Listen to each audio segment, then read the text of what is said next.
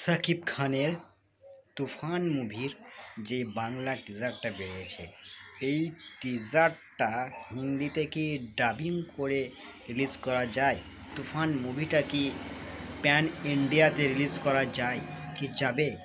এই বিষয়ে কথা বলবো। হ্যাঁ, অবশ্যই উচিত, বাংলাদেশের উচিত, বাংলাদেশ সেন্সর বোর্ডের উচিত প্যান ইন্ডিয়াতে রিলিজ করা তুফান মুভিটা।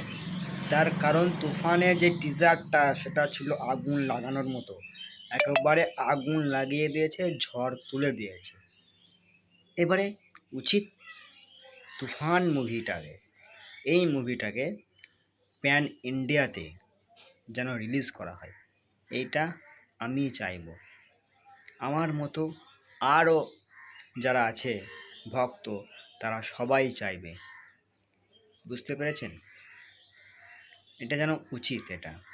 আর তুফান মুভিটা যে টিজারটা, সেটা ছিল অসাধারণ, আগুন লাগানোর মতো।